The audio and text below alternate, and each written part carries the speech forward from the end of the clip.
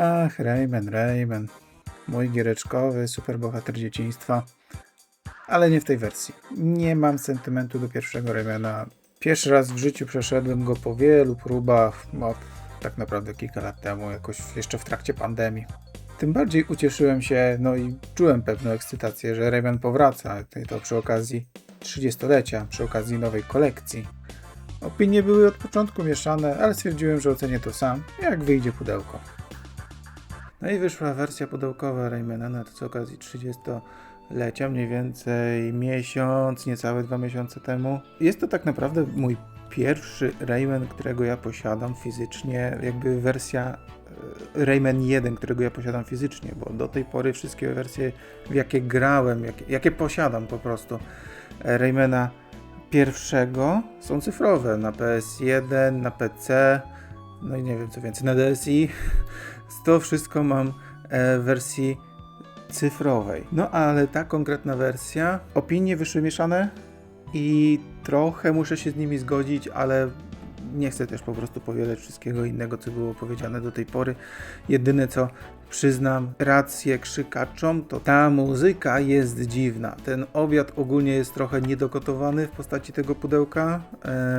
Nie jest najgorsza to kolekcja, nie jest też najlepsza i pomyślałem, że zamiast skupiać się na takim negatywnym filmie, po prostu przejdę z wami przez kolekcję Raymanów, którą mam, tak trochę powspominam i trochę ogólnie opowiem, jak to u mnie jest z tym Raymanem, dlaczego mam takiego hopla na punkcie tej gry, na punkcie tego bohatera. Ta kolekcja dla mnie też, no może nie do końca mogła się udać, bo ja sam nie bardzo przypadam za pierwszym Raymanem. Moja pierwsza styczność z Raymanem, w ogóle z grą, z bohaterem, to było dokładnie ta płyta, nie to, że jakaś inna płyta, w sensie, że tylko odkupiłem, nie, dokładnie ta płyta, dokładnie te opakowanie, jeszcze tutaj widać jak jest mocno zjechane.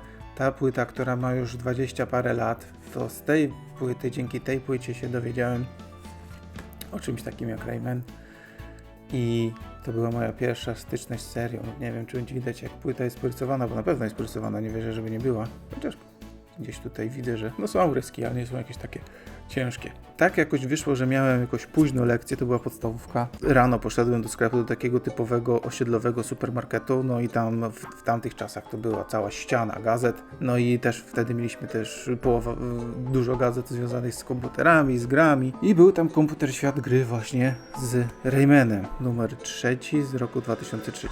Tutaj nie mam ceny, ale przypuszczam, że to kosztowało w okolicach 10 zł, bo tak to wtedy mniej więcej kosztowały te gazety. Więc wróciłem ze sklepu z tym Raymanem do domu, zainstalowałem go, bo nadal było przed lekcjami, no i uruchomiłem, przestraszyłem się tego początku, tego intro strasznego z piratami, jak oni ciągnęli tego Globoxa w dodatku.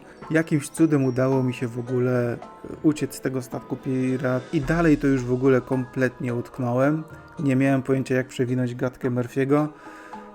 Wymusiłem wyłączenie komputera, poszedłem do szkoły, odłożyłem grę na kilka dni, nie chciałem do niej za bardzo wracać, no ale jakoś tak po kilku dniach wróciłem, no i reszta to już jest tylko historia. Początek wspaniałej przyjaźni i wspaniałych przygód. No i tak oto ten Rayman stał się w ogóle pierwszą moją własnoręcznie zakupioną grą, jako sam wziąłem, poszedłem, kupiłem, pierwszy raz sam poszedłem, zainstalowałem też coś na komputerze, stąd ten sentyment głównie. Gra mi się na tyle spodobała, akurat byłem jednym z tych dzieci, które dużo rysowało, więc też mnóstwo komiksów, historyjek Raymanowych rysowałem. Po prostu byłem oszołomiony tą grą i katowałem tą płytę, bo to nadal musiało działać z płyty. O Jezu, strasznie dużo katowałem. Dopiero z czasem, po paru miesiącach katowania wersji PC, dowiedziałem się, że istnieje coś takiego jak Rayman na PS1 i u kolegi się tego dowiedziałem. On miał pierwszego playaka i on miał taki dwupak Raymana. Miał tam 1, 2, wszystko było po francusku, nic nie rozumieliśmy, ani on, ani ja. No ale mówię, dawaj tego Raymana, ja już go tak wykończyłem, że będę wiedział wszystko. I co się okazało? Ten Rayman na playaka pierwszego był zupełnie inny. No dużo rzeczy mnie tam w nim zaskoczyło. Nie miałem pojęcia, że tak to może wyglądać. No gra była zupełnie inna. To my teraz z upływem czasu wiemy. No i nie mam tego Raymana, ogólnie nie mam gier na PlayStation 1, bo nie zbieram gier na PlayStation 1, w związku z tym nie mam żadnego Raymana też na PlayStation 1. Przeszedłem je po wielu latach, i Raymana 1 i Raymana 2 na PS1, używając tego PSP, i nawet Raymana Rush też przeszedłem, po prostu zgrałem go sobie na PSP. Przeszedłem. Bardzo lubię Raymana 2 w wersji na PS1. Uważam, że jest teraz ogólnie, że on jest trochę niedoceniany i jest trochę aż za bardzo krytykowany. Właśnie dlatego, że on jest taki inny. To mi się w nim najbardziej podoba. I też jak dużo rzeczy rysowałem, łączyłem ze sobą różne te designy i różne elementy i z Raymana na PC i z Raymana na PS1. Kto wie, może jeszcze z czasem sobie nadrobię kolekcję Raymanów na PS1. Ja ogólnie mam taką tendencję, mam taki zwyczaj, że nie bardzo lubię zbierać rzeczy absolutnie wszystkich związanych z daną marką, bo to już jest zbieractwo. No i nie lubię zbierać rzeczy, których nie lubię. A Raymana Rush i Raymana 1 nie do końca lubię. No i tak na razie się waham, czy na pewno chcę. O Raymanie Revolution natomiast dowiedziałem się też w sumie bardzo późno, tak pewnie to było z okolicy roku 2010. No ale że nie miałem PS2, to nie bardzo miałem możliwości nawet i jego sprawdzenia. Po latach dokupiłem sobie tą wersję 10-rocznicową tego Raymana i zagrałem w niego pierwszy raz w tego Revolutiona na PS3 jakoś w okolicach roku pewnie 2012, bo wtedy kupiłem sobie świeżutką konsolę, która tylko co wyszła na rynku, mianowicie było to PS3. No, a że nie było kompatybilności wstecznej, ale się okazało, że na PS3 można założyć konto amerykańskie na PSN-ie, no i wtedy z amerykańskiego PSN-a kupować. Drobny szacher-macher. Założyłem konto, doładowałem konto, kupiłem tam cyfrowego Raymana Revolution i w taki sposób dopiero wtedy, będąc na studiach, jakoś wtedy go dopiero przeszedłem. Przemęczyłem się i dzisiaj uważam, że jest to wersja trochę aż zbyt lubiana, trochę za duży kult. Miała sporo błędów, sporo problemów po prostu miała ta gra. No strasznie się tam gubiłem, zmęczyła mnie, ogólnie mnie zmęczyła i tak naprawdę to był jedyny raz, kiedy tego Raymana Revolution przeszedłem. Dopiero teraz po latach, jakoś niedawno dokupiłem sobie go w wersji pudełkowej w postaci takiej właśnie kolekcji na dziesięciolecie. Ta kolekcja taka chyba najbardziej znana wszystkim, ma po prostu wszystkie te płyty oddzielnie, Rayman 2, Rayman 3, no i Rayman MK. Przy MK spędziłem bardzo dużo czasu na komputerze, ale to nie jest jedyne wydanie rocznicowe takie z okazji dziesięciolecia. Oczywiście jest jeszcze wersja na Game Boya, której nie mam, bo w sumie po prostu znowu nie bardzo chciałem, nie bardzo potrzebowałem. Chodzi mi o coś innego. Na PS2 dosłownie po 20 latach od premiery dowiedziałem się, że istnieje coś takiego jak Rayman z okazji 10. rocznicy, ale w wydaniu takim, że każde pudełko jest oddzielnie. I tak jak mówię, nie miałem pojęcia, że coś takiego istnieje. To jest wydanie na rynek holenderski i nie ukrywam, że nie widziałem tego wydania w żadnym innym kraju. Więc nie wiem, czy to był dodruk specjalnie, jakiś tam później akurat trafiłem na wydanie holenderskie, czy to wyszło tylko w Holandii, nie mam pojęcia. W środku są te standardowe wersje pudełkowe, które my znamy, ale do tego mają... I to jest strasznie dziwne w tej kolekcji, bo widzieliśmy, że tutaj napisy są no takie, tak?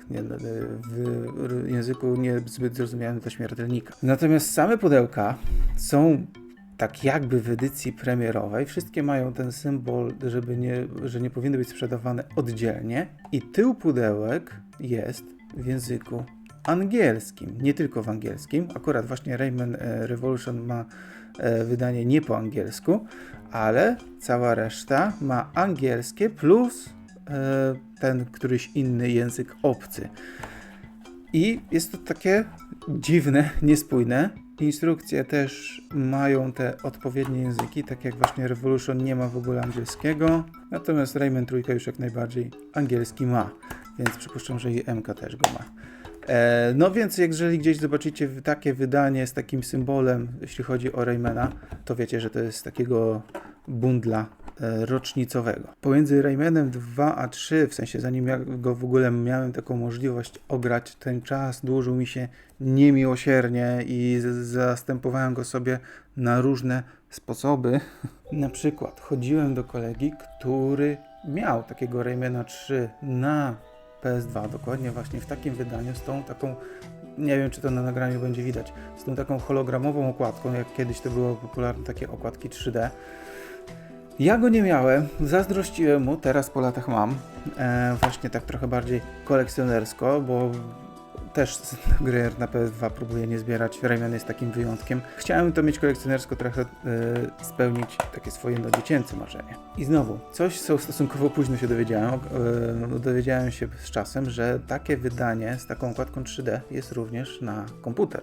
Trochę szperania w internecie, no i faktycznie trafiłem na takie wydanie z wersją hologramową na PC i to jest wydanie znowu nie angielskie, nie polskie, tylko skandynawskie.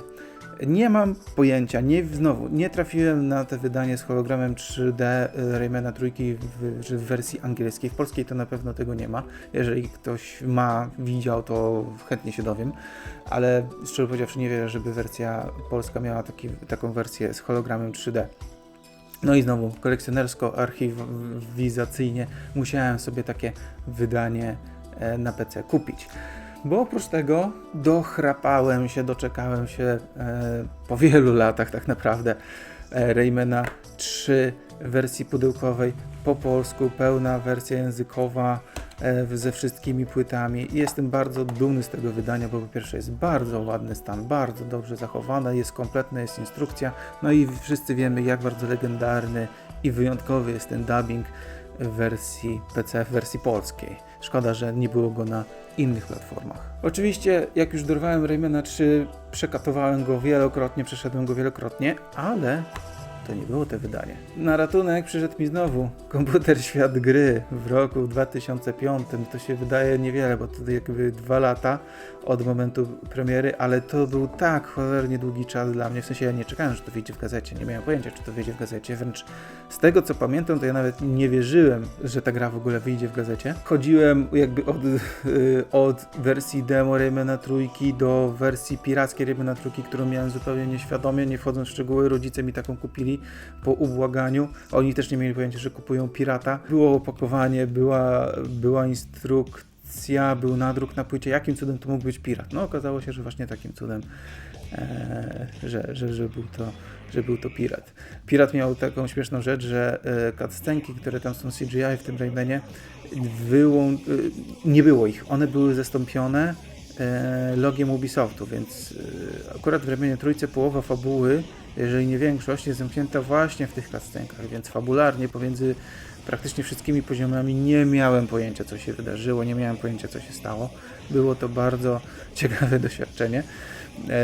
No i jeszcze pirat miał takie zabezpieczenie, że taka mgła się pojawiała na poziomach, w sensie jak się grało, tak normalnie się grało, ta gra była coraz bardziej zamglona i w pewnym momencie po prostu już absolutnie nic nie było widać z gry. Żeby ją przejść, żeby ta mgła zniknęła, trzeba było robić taki myk, przynajmniej sam go odkryłem, że po prostu robiłem escape, wczytaj grę ponownie i za którymś razem, czasami za pierwszym razem, czasami za 20 razem, dosłownie 20 razy zresetowałem save'a po to, żeby ta mgła zniknęła i żeby dało się w to normalnie grać. W taki stan rzeczy trwał u mnie blisko 2 lata, przynajmniej z 1,5 roku. No nie przeszkadzało mi się to, żeby się dobrze bawić, więc jak już dorwałem znowu dokładnie to wydanie, dokładnie te płyty i mam nawet numer do tej pory tego komputera Świat Gry, w którym jest solucja tego Raymana, bo komputer Świat Gry po pierwsze zawsze dołączał gry po polsku, dlatego ta gra tutaj w tym wydaniu jest po polsku, po drugie zawsze dołączali solucję do gry. Akurat ta solucja jest taka kiepska, zajmuje dosłownie chyba 2 czy 3 strony, więc średnio to, średni to dodatek kolekcjonerski, że tak powiem, no ale do tej pory mam. Tematem numeru był Bard's Tale. To był chyba 4. Bard's Tale? Nie pamiętam. Nie grałem w Bard's Tale. No i po prostu przypadkiem dowiedziałem się, poszedłem znowu do tego samego supermarketu, widzę, że jest ten komputer Świat Gry, jest Rayman. Boże, od razu go kupiłem. O, przy okazji może zobaczymy. Tak, 9,90, czyli Rayman 2, ten, który jest tutaj, pewnie kosztował nawet jeszcze mniej. No i to było duże wydarzenie. Nie miałem wtedy internetu, więc nie byłem w stanie sprawdzić, że ta gra faktycznie wychodzi, że ten numer z Raymanem faktycznie wychodzi. To było tylko i wyłącznie szukanie i po omacku i czekanie, aż gdzieś to się pojawi za jakąś sensowną cenę. No, to były inne czasy tych gazet. Dużo było wskazówek, jak coś robić, jak działa internet w ogóle.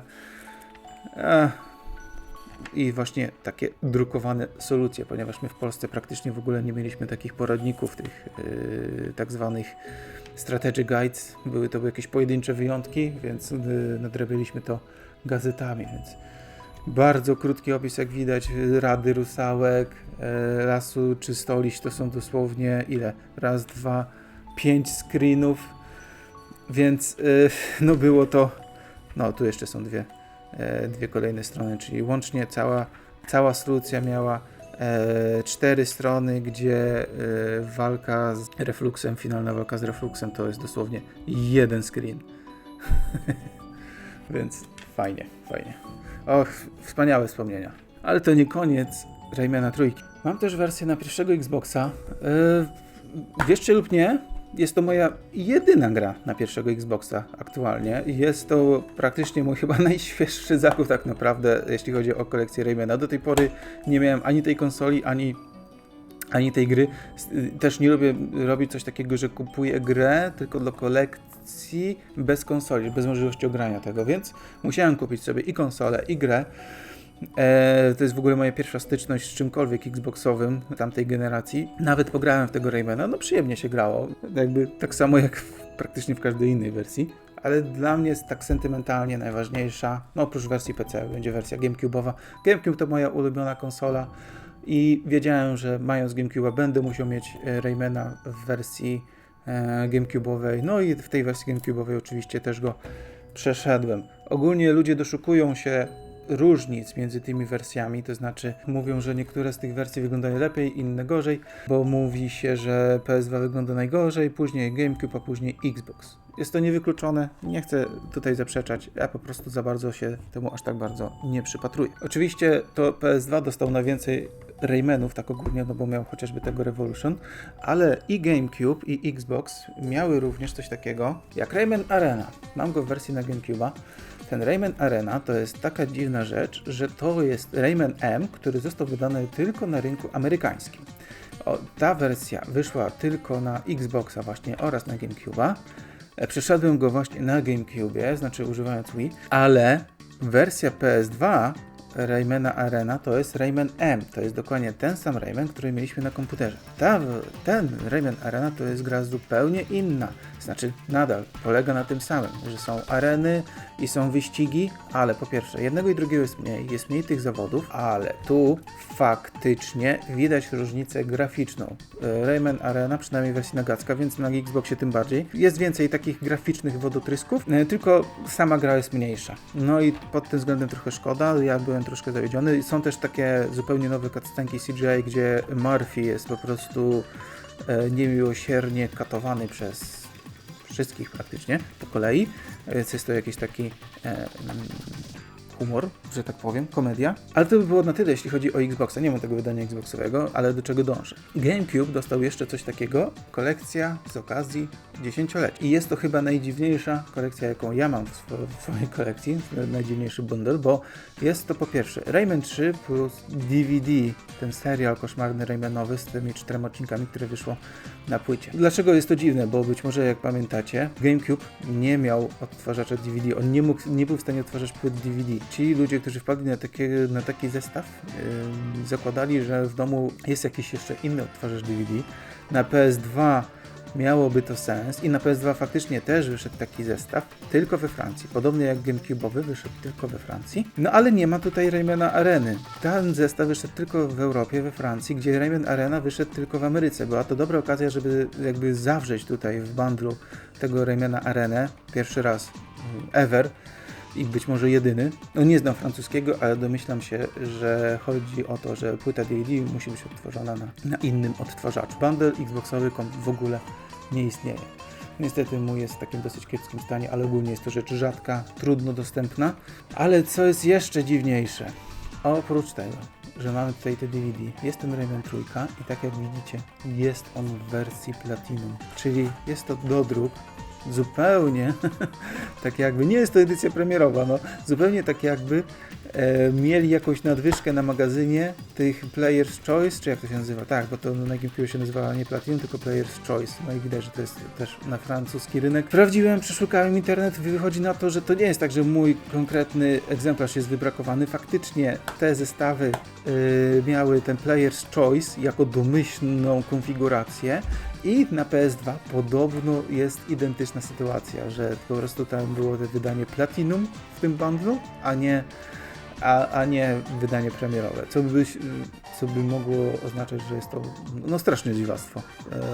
No ale cieszę się, że mam je w kolekcji. No i tak w sumie mówiąc o tej kolekcji na 10-lecie, taka wersja z DVD z serialem wyszła również na komputer, również tylko na Francję, gdzie mamy do tego właśnie Rayman M w bundlu, oprócz Raymana 3. Wszystko to jest w takim wielkim boksie i jak widać jest to na płytach CD, nie na płytach DVD. Takie niezbyt ambitne te wydanie, ale jest to PC Francja Exclusive, więc stwierdziłem, że już nie będę sobie dokupował wersji PS2, która będzie taka sama. Jak stwierdziłem, że wystarczy mi tych edycji na 10-lecie. Oprócz jeszcze jednej, bo oczywiście nie mogło zabraknąć Rayman 10 urodziny w wersji polskiej. Znowu jest to rzecz, którą kupiłem sobie dużo lat po premierze, bo jakoś tak w okolicach premiery nigdy się za to nie zabrałem. Jest to prawdopodobnie najbardziej kompletna edycja na 10-lecie, jaka w ogóle wyszła, jeśli chodzi o tę markę. Rayman 2, Rayman 3, Rayman M w absolutne bangery wówczas. Jeszcze to, co my dostaliśmy, Rayman Print Studio jako kolejny zestaw, jako kolejna rzecz, jako kolejny dodatek do tego, coś, czego my oddzielnie nigdy nie dostaliśmy. Amerykanie chyba dostali to w jakiś sposób oddzielnie, ale głowy nie dam, bo nie pamiętam. Wszystko jest kompletne. Też może trochę szkoda, że nie ma tutaj żadnych książeczek, no ale takie to było. Jest jeszcze w sumie edycja z taką walizeczką kolekcjonerska, a ona dzisiaj jest pieruńsko droga i jej nie mam. Ten Print Studio to było coś, na czym bardzo mi zależało, kiedy byłem tym dzieciakiem w roku tamtym 2005, czy kiedy to wyszło. No i nigdy wtedy tego nie byłem w stanie się do tego dorwać. W tej chwili jest to, nawet nie wiem, czy jest to możliwe do zainstalowania. I jest to jedna z niewielu reedycji Raymana trójki u nas na rynku, która miała faktycznie polski dubbing. Czyli to plus to wydanie z gazety, które przed chwilą widzieliście, miały polski dubbing, a Rayman trójka miał dużo do druków. To są jedyne, o których ja wiem, które miały faktycznie polski dubbing. Dlatego dzisiaj ten polski dubbing jest takim trochę, no niemalże lost media. No i oczywiście szkoda, bo na przykład taki Rayman 2 to jest to kolejne wydanie, jest to kolejny dodruk, bo na przykład tutaj widzimy, że jest nowe logo Ubisoftu, więc to musiał być rok przynajmniej 2005. No i jest to pełna polska wersja językowa. I ja rozumiem, że tam nie było dubbingu, ale oprócz tego, że zrobiono i okładkę po polsku, to i sama gra jest po polsku, no to mamy tutaj jeszcze, nawet mamy jakiś paragon. Ma również instrukcję zupełnie pełną po polsku, więc szkoda, że na Raymana trójkę nie dało się zrobić więcej dodruków po polsku. Pominąłem o tej grze już parę razy, więc myślę, że warto już o niej tak normalnie wspomnieć. Mianowicie Rayman M. Kolejna rzecz, której ja sam nie miałem, dokupiłem to sobie po iluś tam latach i to było później niż rok 2007. Jest to wydanie takie gazetkowe po raz kolejny. Po raz kolejny jest po polsku, ale grałem w to znacznie wcześniej, czyli właśnie w tym okresie, kiedy czekałem pomiędzy Raymanem 2 a Raymanem 3 przez te 2 lata i mój kolega to miał. Miał pełne polskie wydanie pudełkowe. Chyba to nie był Big Box. Wydaje mi się, że to nie był Big Box. Pożyczałem to od niego, instalowałem u siebie, po prostu też męczyłem tę grę niesamowicie. W ostatecznym rozrachunku nie przepadam za Raymanem M. Wtedy grałem po prostu całymi dniami, kiedy tylko mogłem, to było coś innego. No było to w jakiś sposób angażujące i bardzo takie ciekawe, te konkurencje i ciągle maksowanie tych wyników. Pamiętam, że nienawidziłem w trakcie wyścigów tej konkurencji, gdzie się strzelało do motylków, żeby one odnawiały czas. Trzeba było tam bardzo dobrze wyważyć, kiedy do którego motylka strzelić i trzeba było mieć obcykane wszystkie po prostu ścieżki, żeby ten czas, żeby zdążyć w tym czasie tak naprawdę. I nie jestem teraz pewien, czy tam nie trzeba było również wszystkich tych motylków zestrzelić. Absolutnie nie pamiętam. Pamiętam, że bardzo tego nie lubiłem i ta gra ogólnie uważam, że nie była jakoś super. No ale grałem, przeszedłem i tak jak już wspomniałem, Rayman Rush też przeszedłem. Taka w ogóle ciekawostka, Rayman M jest cholernie niekompatybilny z Windowsami. Jeżeli będziecie chcieli go u siebie zainstalować, to prawdopodobnie to, co zrobicie prędzej, Już nie mowa w ogóle o Steam Decku, gdyby ktoś chciał to próbować grać wszystkie Raymany na Steam Decku. To, co prędzej zrobicie, to, co prędzej uzyskacie, to emulacja wersji na PS2. No i a propos emulacji, Rayman 2, Rayman 3 miały swoją edycję również konsolową, m.in. na Game Boye. No i to też jest kolejna rzecz, przy której spędzałem zatrważającą ilość czasu, dopóki nie udało mi się uzyskać tego Raymana w wersji PC-owej, trójki po polsku, w pełni sprawnej, w pełni działającej. No i takiego Raymana 3 mam tutaj w pudełku zastępczym. Okładkę sobie sam wymyśliłem, zaprojektowałem na podstawie oryginalnego opakowania. W środku mam oczywiście instrukcję, no i samą grę. Przeszedłem ją wielokrotnie i maksowałem ją wielokrotnie i aktualnie jestem bliski wymaksowania jej jeszcze raz, tym razem używając Retro Achievements. To jest to dziwna wersja gry, owszem, ludzie tak średnio do niej podchodzą i wcale się nie dziwię, zgadzam się, że jest ona dziwna, ale mi się podoba. Ja zawsze doceniałem w niej tą dziwność, inność i chętnie po prostu do niej wracałem i chętnie nadal do niej wracam po latach. Nie jest to jakieś takie przełomowe wydarzenie ani osiągnięcie, ten konkretny Rayman. Było to bardzo ciekawe doświadczenie. Wielokrotnie jak sam sobie tam rysowałem te różne historie Raymanowe, łączyłem sobie w głowie, no i na tych stronach kartek te wydarzenia z normalnej trójki, z tej trójki, z dwójki i to wszystko, z tego wszystkiego powstał mi taki jakby oficjalny sequel Raymana trójki, gdzie wszyscy ci złodupcy łączą siły. No, dużo takich komiksów rysowałem i Jezu, też masa bardzo ciepłych wspomnień. No, ale mówiąc o sequelu, kontynuacji Raymana trójki, w sumie dostaliśmy coś takiego. Dostaliśmy bardzo prawie, że to jest jedyna oficjalna kontynuacja, jaką do tej pory dostaliśmy, tak oficjalnie. I jest to kolejna dziwna Raymanowa gra. Tym razem ten aspekt jest nie do końca pozytywny. Ta gra jest w 3D, jest na Game Boy Advance i ona jest w 3D, ale w takim rzucie izometrycznym, trochę tak jakby to miało być jakieś Diablo, powiedzmy. No i na konsoli, na GBA gra się w to po prostu strasznie. No nawet na emulatorze gra się w to po prostu strasznie. Jest to niewygodne, bardzo mało widać, ta perspektywa tam jest zaburzona, bardzo ciężko trafiać w te platformy kwadratowe. Jest to super imponujące pod względem technologicznym, prawdopodobnie imponujące, mi na pewno imponuje, ale jest to średnio udana gra. No niestety sam aż tak szczerze nie mogę jej polecić, w przeciwieństwie na przykład do Raymana trójki na GBA. Jest to ciekawostka, którą można dać szansę, no można jej dać szansę, owszem. No i Rayman 2, o którym też zdążyłem wspomnieć ponownie w tej wersji z okładką zastępczą. Przeszedłem, uważam, że to jest jedna z gorszych wersji Raymana 2, co nie jest wcale takie oczywiste, bo na przykład Game Boyowy odpowiednik Raymana pierwszego był na Game Boya Colora, nie na Game Boy Advance'a, był zaskakująco dobry jak na możliwości sprzętu, jak na te wszystkie ograniczenia, z którymi twórcy po prostu musieli się mierzyć. Tak, ta wersja jest trochę taka, no jedna ze słabszych bym powiedział. I też w sumie dzisiaj zaskakująco trudna do odnalezienia, zaskakująco droga jak na taką gierkę na Game Boya. Już nie mowa w ogóle o komplecie. Komplet to już potrafi kosztować parę stów, jeżeli mówimy o komplecie w dobrym stanie. Ja akurat mam sporo takich gier Game Boyowych po prostu bez oryginalnych pudełek, więc zastępuję je sobie w taki sposób, że dokupuję te pudełka właśnie takie DS-owe, ala ADS-owe i robię własne okładki, tak jak widać z wyczyszczonymi napisami z przodu i z tyłu, bez żadnych śmieci i dupereli. Ogólnie na temat okładek GBA, GBC na pewno. Spróbuję za jakiś czas Wam zrobić oddzielny materiał. No i mówiąc o Raymanie 2, kolejne dwa porty, Rayman DS i Rayman 3D. To jest tak naprawdę ta sama gra, dlatego tutaj umieściłem Wam ją razem. Rayman DS to była taka sytuacja bardzo też dziwna, niefortunna.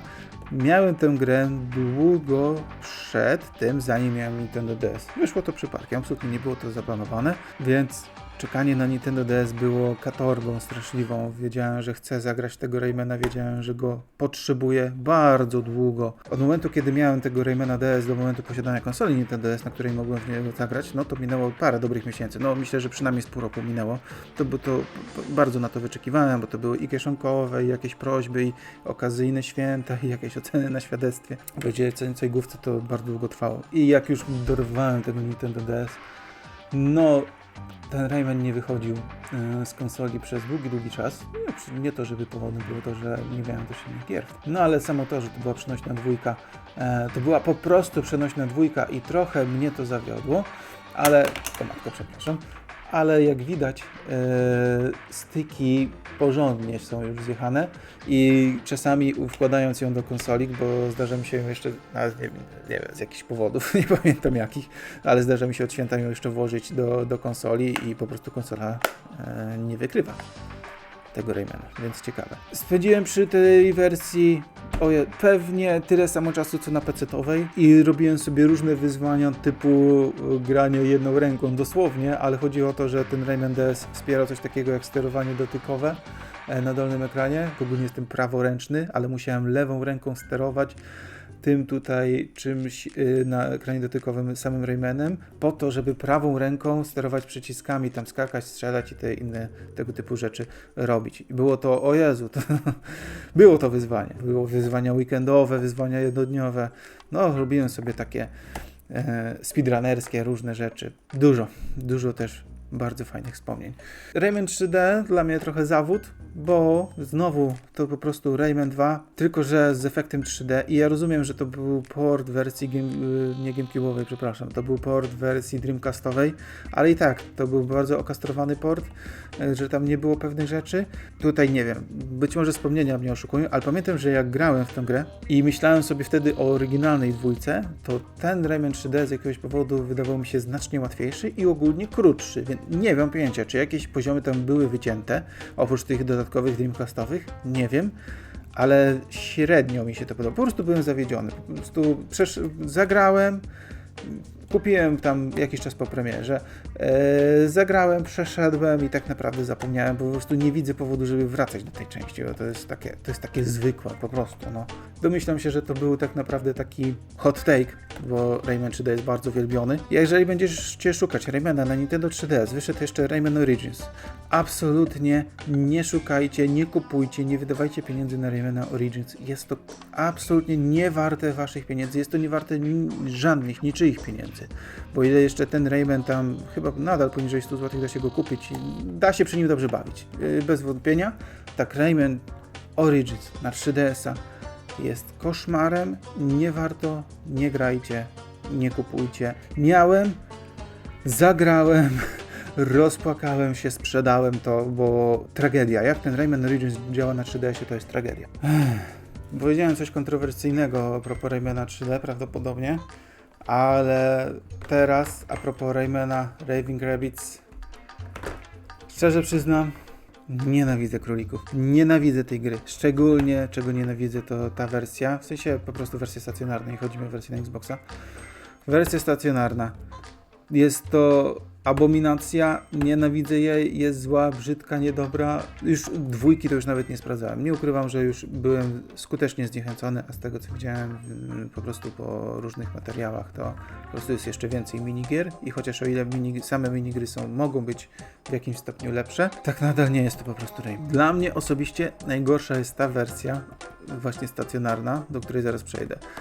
Wersję gameboyową nawet lubiłem, przeszedłem ponownie, no pewnie z raz do tej pory ją przeszedłem i będzie to kolejna rzecz, którą będę chciał przejść jeszcze raz z Retro Achievements, znaczy nawet ją lubiłem, bawiłem się przy niej naprawdę nieźle, to był po prostu taki Rayman 3 na GBA, ale miał tą fabułę taką walki z tymi królikami i to było dla mnie naprawdę super, to było coś najbliższego, jeśli chodzi o taki faktyczny sequel, zupełnie oryginalny, bez mroklumów nagle, bez piratów tak nagle, po prostu coś zupełnie nowego. To było najbliższe Raymana 4, co do tej pory dostaliśmy. Wersja DS, podobne podejście, ale tam już trochę jest więcej minigierek i jest to dziwna część. Jej jeszcze nie przeszedłem, grałem w nią, ale jej nie przeszedłem. Jeżeli miałbym którąś polecić, to zdecydowanie tylko to na GBA, resztę możecie spokojnie sobie odpuścić. Są przebieranki i jest to dziwna gra, kolejna Raymanowa dziwna gra, bo Rayman się tam przebiera po to, żeby tam zrobić jakieś tąpnięcie w podłogę, czy żeby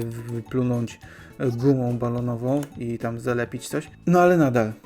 Jest to gra, nazwijmy to skończona, w którą da się grać, która nie katuje nas żadnym swoim, nie wiem, nieskończeniem albo po prostu durnowatością. W przeciwieństwie do tego. O Jezu, jakie to jest złe.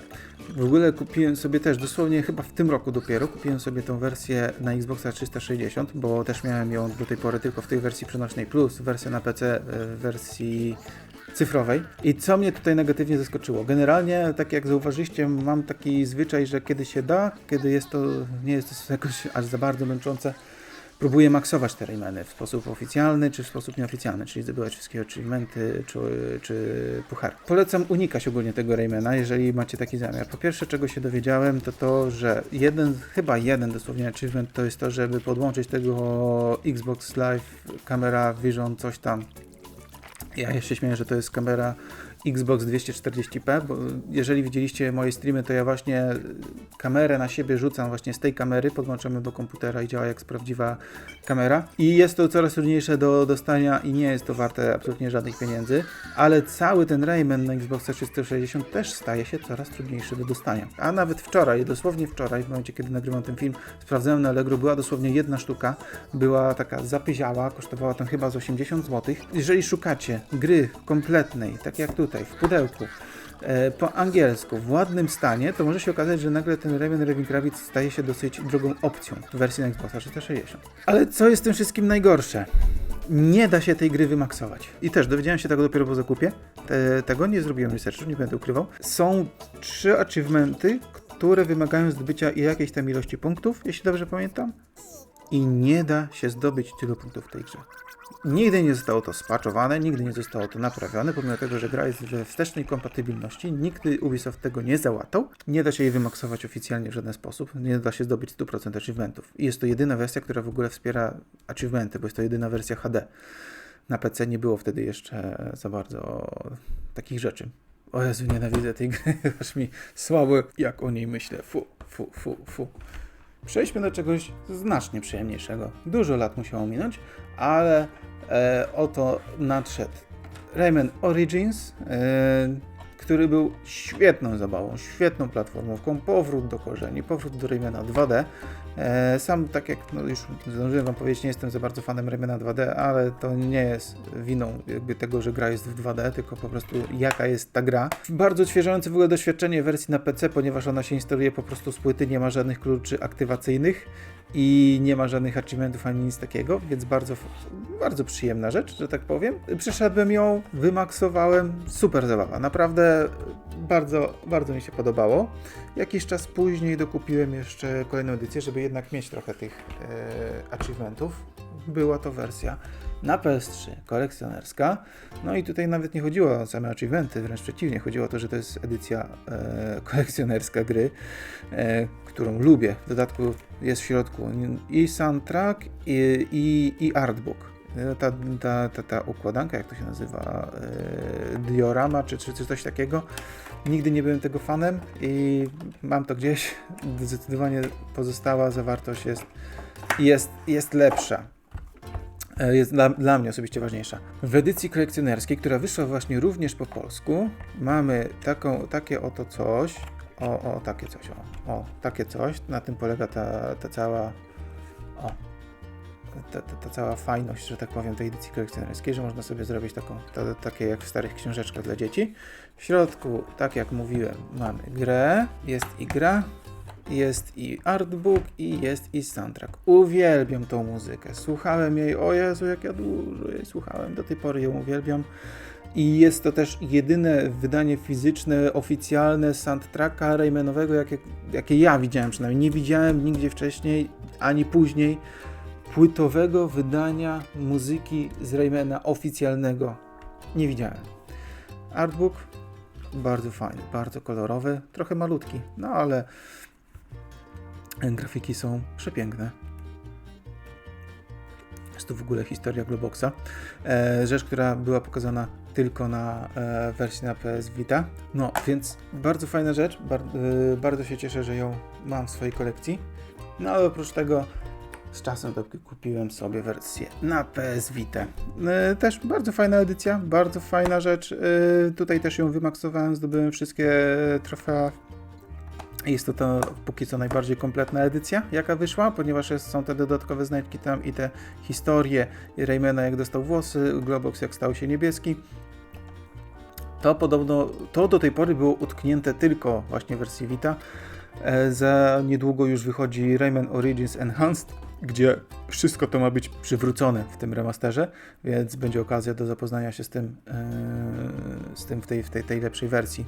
Więc jeśli chodzi o wersje przenośne, jeżeli chcecie w wersji przenośnej, to albo Vita, albo po prostu grajcie na Steam Decku, albo na jakimś Asusie, bo inaczej nie ma to sensu. Kontynuacja, czyli Rayman Legends miał już więcej rzeczy, więcej wersji, więcej takich alternatyw, bo mamy wersję przenośną w wydaniu na Switcha, która jest nazywana Definitive Edition, czyli też taka najbardziej kompletna edycja do tej pory, gdzie najbardziej taka bogata w zawartość do tej pory to chyba była wersja na Wii U, no ale na Steamie wersja ta Steamowa ma też achievementy, jeżeli komuś zależy.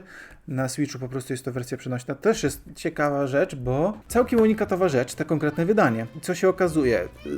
Rayman Legends na Switcha był bardzo krótko drukowany w wersji cartridge'owej.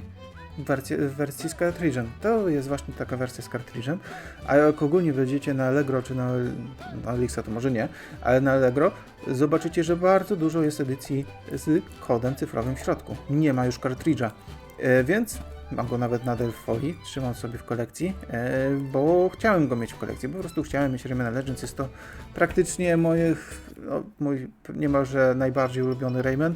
Uważam, że to jest jedna z najlepszych platformówek, jakie ogólnie wyszły do tej pory. Przenośnie możecie zagrać również na Vicie. Fantastyczna wersja też, bardzo dobrze się w to gra, bardzo dobrze się w tym bawiłem. Wymaksowałem, wykatowałem się strasznie, o Jezu, to też było strasznie męczące. Na Vicie mam również też czysto kolekcjonerską edycję japońską. Mam ją tak naprawdę tylko dlatego, bo ta okładka, ta grafika okładkowa jest przepiękna po prostu. Może podoba mi się bardziej niż powinna, ale podoba mi się naprawdę bardzo, bardzo, bardzo.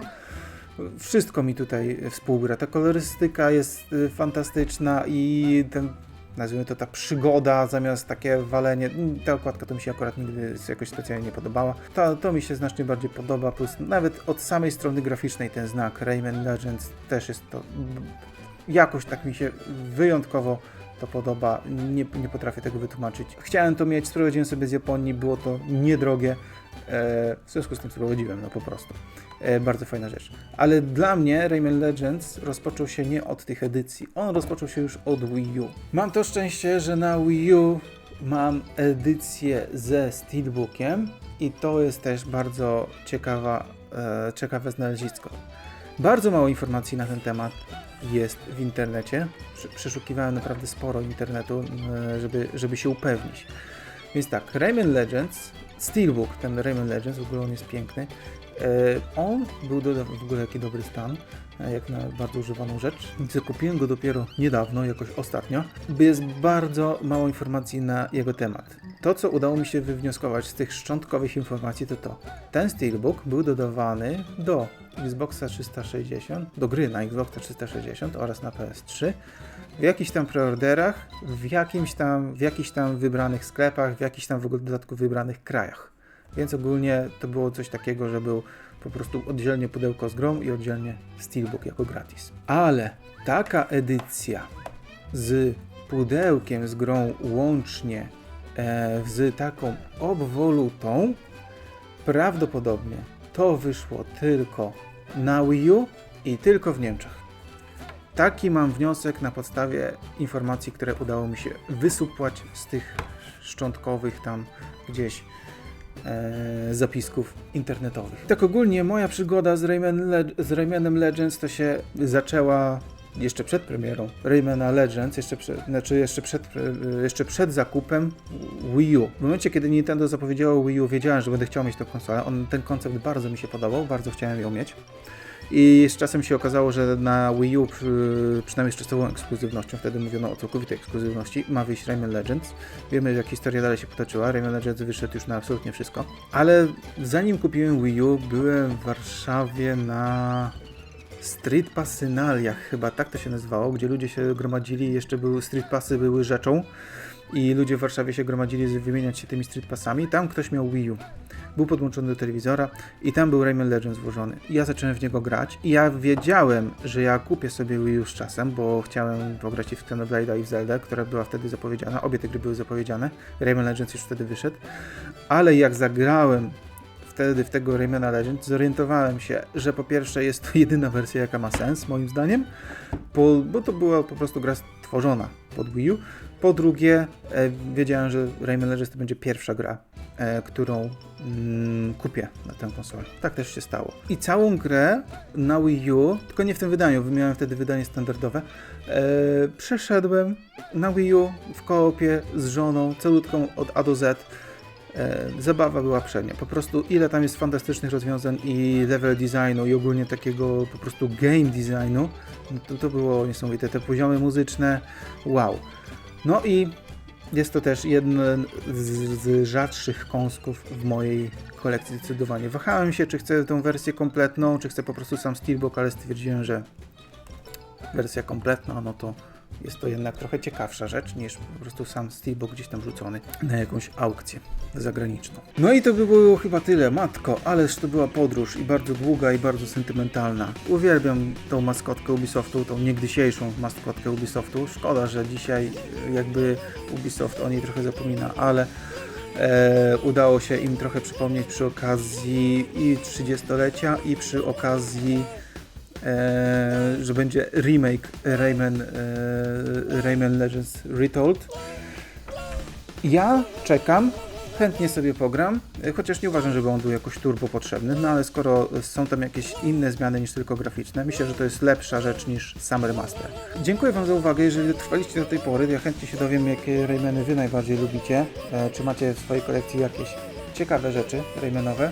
Jak widzicie, nie mam absolutnie wszystkiego. Nie jestem fanem posiadania absolutnie wszystkiego. Ogólnie Rayman jest dla mnie na tyle ważny, że przynajmniej niektóre z tych gier, jak widzieliście, chcę i lubię posiadać więcej niż w jednym egzemplarzu, a po prostu są to różne wydania z jakichś tam powodów. Dzięki za uwagę. No i do następnego razu.